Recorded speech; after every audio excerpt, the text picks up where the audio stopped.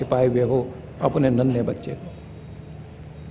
उन क्षणों में अपने आप को टिकाकर अपने अंतर में आनंद को विस्तृत करना चाहिए।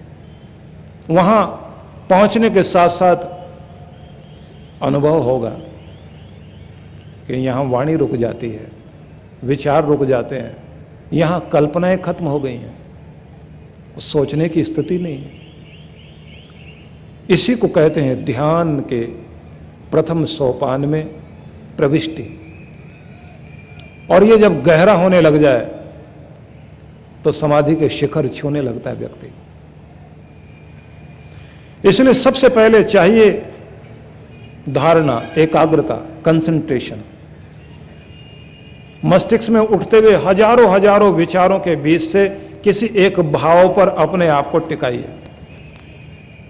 मन में बहुत बहुत विचार चल रहे हैं तो एक भावना ले आओ, पवित्रता, शांति या आनंद।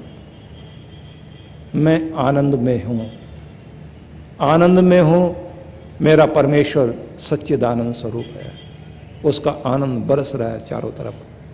मैं दुनिया की बातें कर करके अपने को दुखी करता हूँ, मैं भूल जाऊँ पूरी दुनिया को, शांत हो जाऊँ, विचार शांत हों, भावभंगिमाएँ शांत हों, अपनी वाणी को शांत कर दूँ, मेरे अंतर में आनंद उतर रहा है। ऐसा भाव बनाते बनाते अपने आप को टिका देना वहाँ, और उस आनंद में थोड़ी देर के लिए अपने आप को जोड़ना। फिर आपको महसूस होगा कि न किसी से लेना न देना, न लाभ न हानि, न उन्नति न अवनति, मैं द्वंद्वों से रहित हो गया हूँ और एक ऐसी जगह आ गया हूँ जहाँ आनंद लोक है। ध्यान रखिए, जब तक द्वंद्व हैं, लेना देना, आना जाना, पाना खोना, संयोग वियोग, तो संसार है। जब इस सब से अलग हटकर आप एक बिंदु पर टिक जाते हैं तो वहीं से शांति शुरू होती है, वहीं से पवित्रता आती है, वहीं से प्रेम आता है, वहीं से जागता है आनंद। इसका अनुभव केवल आपकी आत्मा करेगी। तो किसी एक भाव तरंग पर अपने आप को टिकाकर आप स्थिर होने की कोशिश कीजिए। मैं कोशिश करूंगा, एक दिन कार्यक्रम रखते हैं ध्यान साधना के लिए।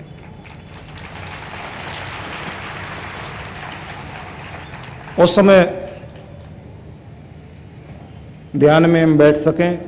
हमारे लिए थोड़ा समस्या ये है कि जगह बहुत छोटी है, क्योंकि बीच में थोड़ा गैप देकर बैठना होगा, लेकिन फिर भी कोशिश करेंगे। अगला शब्द कहता है ज्योतिरहम विरजा विपापमा भूयासम स्वाहा, कि मुझे एक ही तत्व पर ध्यान रखना। ज्योतिरहम, मैं एक प्रकाश हूं,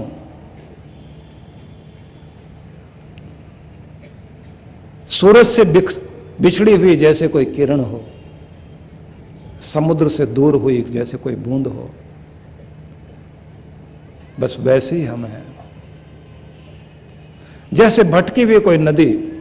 पिछले दिनों एक जगह मैं प्रवचन कर रहा था, जब मैं ये कह रहा था कि मनुष्य भटका हुआ देवता है, और उस देवता को यदि सही दिशा मिल जाए तो उसके देवत्व को उभरने में कोई ज़्यादा देर लगेगी नहीं। हम भ्रमित हैं, भटके हुए हैं। सद्गुरु यही तो दिशा देता है कि तुम्हारा भटकाव रुक जाए। भ्रम, भोग, भय, ये तीन पाश हैं जो मनुष्य को बांधे हुए हैं। इन तीनों पाशों से हम ऊपर उठ सकें तो कहा कि हम एक ज्योति हैं, हमारे अंतस्थ में एक ज्योति है। ध्यान रखना, जो दिखाई देता है वो जड़ है, जिसे दिखाई देता है वो चेतन है, जिसके कारण दिखाई देता है वो परम चेतन है। तो जड़ जो दिखाई दे रहा है वो स्थूल है, उससे सूक्ष्म है देखने वाला, और उससे भी सूक्ष्म है जो दिखा रहा है परमात्मा, अति सूक्ष्म है, और वही आनंदमय है, वही विज्ञान में है।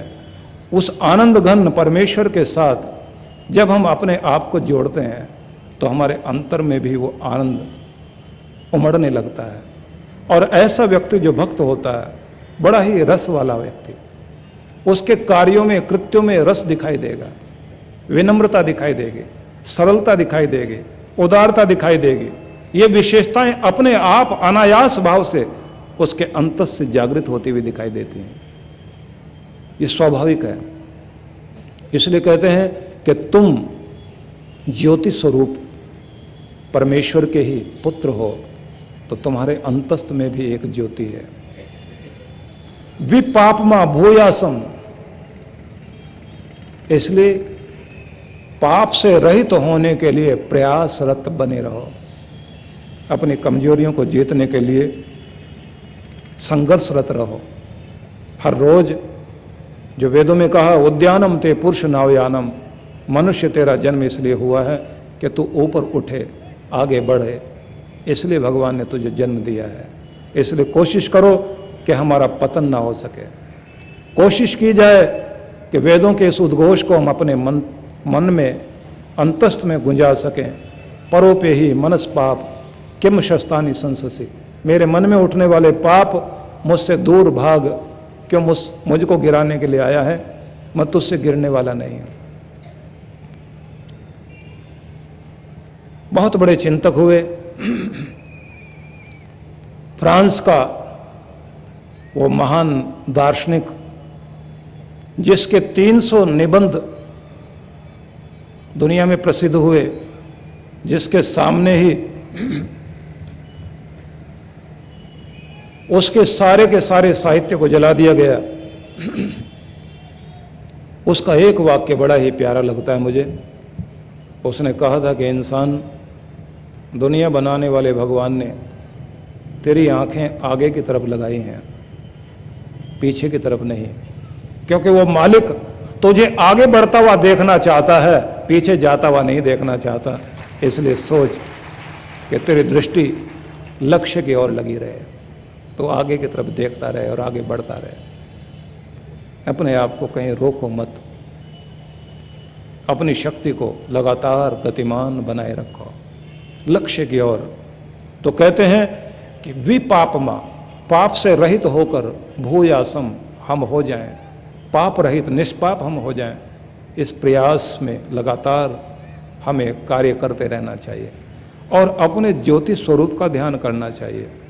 वेदों में और जगह भी कहा, आरोह तमसो ज्योति, अंधेरे से प्रकाश की ओर अग्रसर हो। उपनिषदों में कहा, असतो मां सदगमय तमसो मां ज्योतिर्गमय। और इसी प्रकार से यह भी उद्घोषणा की गई है, अग्निना अग्निम समिध्यते, अग्नि से अग्नि प्रज्वलित की जाती है। और अग्नि क्या है? अग्नि अग्रणी भवति, अग्नि वो है जो आगे ही रहती है, जिसकी लपट हमेशा ऊपर की तरफ ही रहती है। अर्थात जिसके अंतर में ये अग्नि जल रही है आगे बढ़ने की, वो हमेशा रुकेगा नहीं, हर बाधा को पार करने के लिए प्रयासरत रहेगा। इसलिए कहा जाता है कि बाधाएं कब बांध सकी हैं आगे बढ़ने वालों को, बाधाएं कब बांध सकी हैं आगे बढ़ने वालों को, और विपदाएं कब मार सकी हैं मरकर जीने वालों को। जो आगे बढ़ना चाहता है उसे दुनिया की कोई भी बाधा बांध नहीं सकती, बाधा उसी को बांधती है जिस आदमी के अंदर आगे बढ़ने की भावना मर जाती है। मतलब अंदर से जब आदमी हार जाता है तो बाहर का दबाव उसे तब हराता है। अंदर का बैलेंस जब बिगड़ जाता है, गाड़ी का एक्सीडेंट भी तभी होता है। घबराहट में जब अंदर बैलेंस बिगड़ता है तो फिर स्टीयरिंग का बैलेंस बिगड़ता है। स्टीयरिंग का बैलेंस तभी बिगड़ेगा जब अंदर का बैलेंस बिगड़ गया। अगर अंदर का बैलेंस नहीं बिगड़ा तो फिर भी आप जैसे कैसे अपने आप को संभाल लेंगे। इसलिए ध्यान रखिए, इंसान कमजोर अगर पड़ता है तो सबसे पहले अंदर से पड़ता है, बाहर से कमजोर नहीं हुआ करता। इसलिए अंदर से मजबूत बनाइए अपने आप।